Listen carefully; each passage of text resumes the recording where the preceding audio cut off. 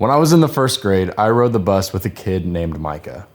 See, we were friends in elementary and would play Mario Kart together all the time on the Nintendo DS during our bus rides to and from school.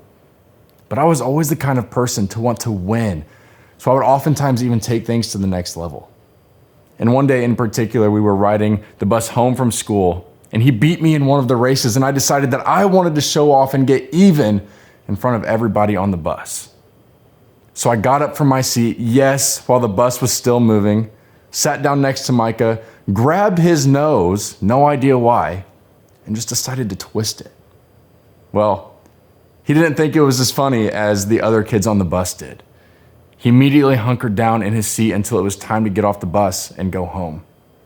And for a second, I was the cool, funny kid that came at the expense of only one person's feelings, and it was so worth it. Or was it? See, fast forward to the next day, I get called out of class into the hallway by the principal. And as I walk out, I see Micah standing there with a bruised nose and a black eye. I immediately realized that the pleasure of making people laugh had come at the expense of someone that I truly cared about.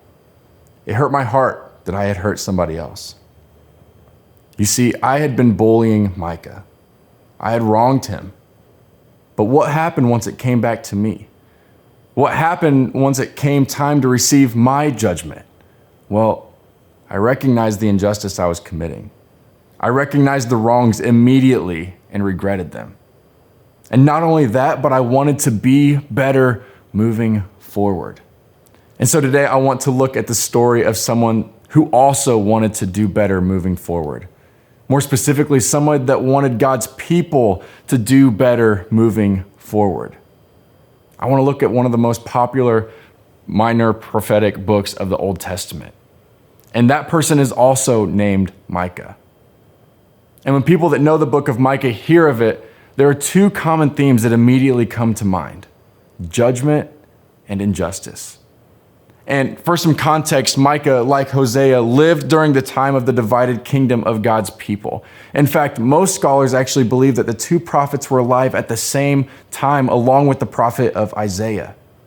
And because we can assume that they lived during the same time frame, we know that what we discovered about God's people in the last week's message of Hosea still reigns true in this context. God's people were very much astray. They had drifted far from God and looked to various ways of fulfilling their fleshly desires. The Israelite people had been filled with such worldliness and darkness that their lives were centered around idol sacrifices, materialism, sex, drunkenness, theft, and much more. Well, students, couldn't we say the same thing about the people of today? I mean, seriously, just think about it. In the last year or two alone, there have been several police brutality and mass shooting cases. George Floyd, Uvalde school shooting. Not only that, but cancel culture has flooded the scene. Not to mention the riots and acts of injustice towards our national leaders. Look at the words being said and the crimes being committed towards the government officials for gas prices, the Roe versus Wade Supreme Court decision, and more. Our country, and honestly, our entire world, is in such a time of turmoil. And we straight up bully each other as human beings today. And the Israelite people did the same thing. They wronged each other time and time again. And not only that, but they wronged God too. And so to put it bluntly, God wasn't too happy about it. Right off the bat in Micah 1:2, we see God say through the prophet of Micah, "Hear you peoples, all of you listen, earth and all who live in it, that the sovereign Lord may bear witness against you, the Lord from his holy temple." We then see God to be even more harsh and straightforward in Micah 2:3, where it says, "Therefore the Lord says, I am planning disaster against this people, from which you cannot save yourselves. You will no longer walk proudly, for it will be a time of calamity." The Israelite people sinned against each other, and they sinned against God. And you know what? We do the same. God despises injustice. He looks down upon those who wrong others, and he especially looks down upon those that wrong him. That's exactly what we just read. So here's what I want you to take away from today. You need to let go of the injustices you're holding on to. Let go of the injustice you're holding on to. Are you bullying people like I was? It's time to stop. Are you holding a grudge? Because it's time to let go. Are you gossiping about someone you don't like? Quit it. Are you lying to your parents about something? Give that up. Are you breaking the law? Stealing, getting drunk, smoking? Choose to live differently. Are you talking people into having sex with you? It's time to lay that down. Now, what I don't want is for you to mishear me on this. What I'm not saying is let go of the ways people have wronged you. It's one thing to forgive, which is the last week's message, and it's another thing to forget. So again, I'm not saying to forget the ways in which people have committed injustice towards you. What I am saying is to let go of the ways you were wronged and how you wrong others. Stop mistreating, stop judging, and committing injustice towards people. This series is about releasing the things we're holding on to. It's about letting go of the baggage that's weighing us down. Well, friends, we all carry and live out injustice. We all carry ways in which we judge and look down upon and even wrong other people. But God calls us to something better. God calls us to let go of the injustice we're holding on to so that we can pick up the justice that He desires for our lives. Because when you let go of injustice, you become open-minded in a way that is inviting and embracing to God's heart. You see, although we just read about how God brought judgment on the people of Judah, and He used Micah to communicate that, God also used Micah to bring hope. God used Micah to speak of the coming restoration. So you see, there's a third theme to the book of Micah, a theme of restoration. Micah 5:2 says, "But you, Bethlehem Ephrathah, though you are small among the clans of Judah, out of you will come from me one who will be ruler over all of Israel, whose origins are from of old in ancient times." Micah's job wasn't just to communicate God's judgment. Micah's job wasn't to just communicate God's righteous anger towards His creation's injustice. Micah's job was much bigger than that. Micah was given the responsibility of prophesying God's great plan to restore His people. Micah was given the responsibility to communicate the good news, because the good news isn't about judgment. The good news is about restoration. And you know how God planned to restore His people? Do you know what that good news was? Do you know who Micah was referring to as the one who will be ruler over Israel? The answer is Jesus. We see that in the first gospel of Matthew, where it says in Matthew 2:5-6, "In Bethlehem in Judea," they replied, "for this is what the prophet has written. But you, Bethlehem, in the land of Judah, are by no means the least among the rulers of Judah. For out of you will come a ruler who will shepherd my people Israel." Matthew is referring to the prophet Micah. Matthew knew what Micah was getting at. He knew of the significance Micah had on those around him. And again, this series is focused on the minor prophets of the Old Testament. And their job was not only to prophesy, but to act as the mouthpieces of God, street communicators of Yahweh, and messengers of the good news. And you watching this right now, your job is to do the same. If you are a follower of Jesus, you are to bring Jesus to others by mouth. And not only that, but you are to bring Jesus to others through your actions. Again, the good news isn't judgment. The good news is restoration. Do your words communicate that? Do your actions communicate that? If the answer is no, then it's time to let go of the injustice you're holding on to.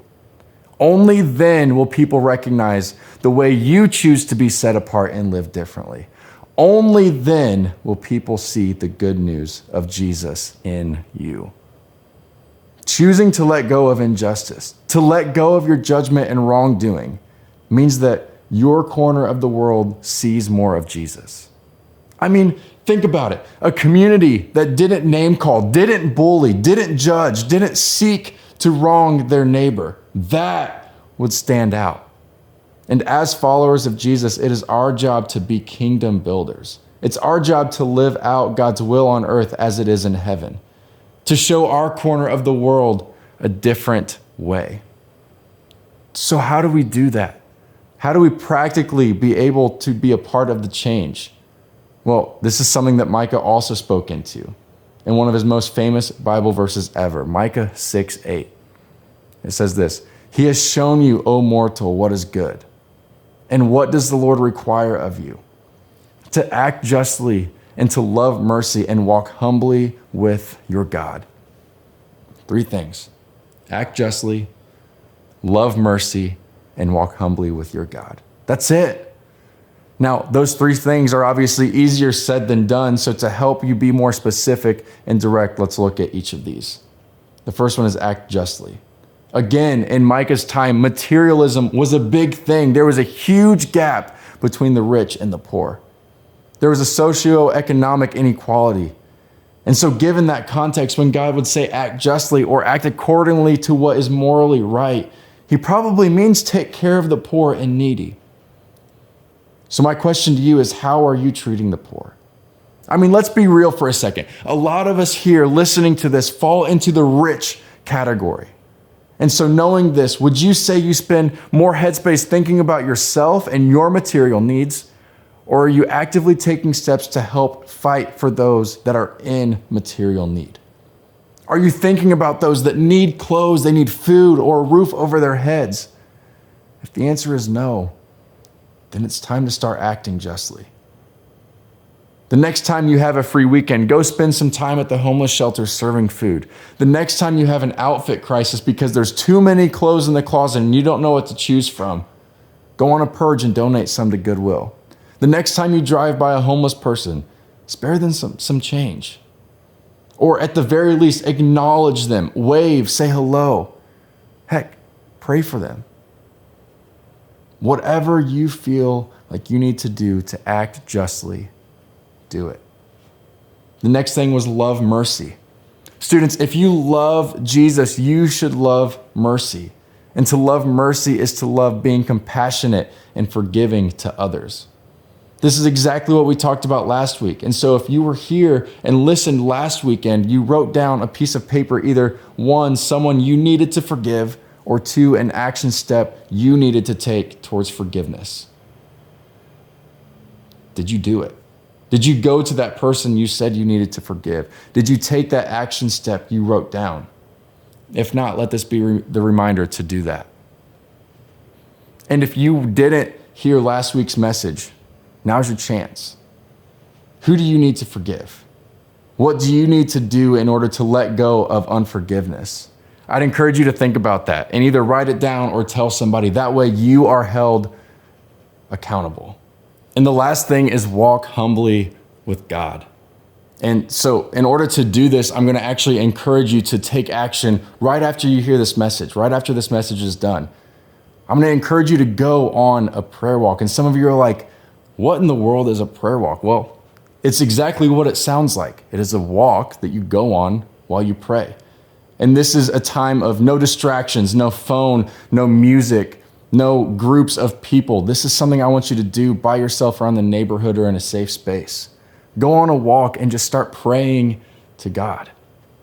And if you don't know what to pray about, think about what we've talked about. Start praying about the injustices that we face in this world. Start praying about things you see on a daily basis that don't glorify God, that are injustices towards other people or judgment towards other people. Pray about your own personal judgment or struggles within this area. God will honor that, even if it's for 10 minutes, whatever you can do. I invite you to go do that. So let's take action. Let's step up and let's go and be the change in the world. You ready? On the count of 3. 1, 2, 3, walk.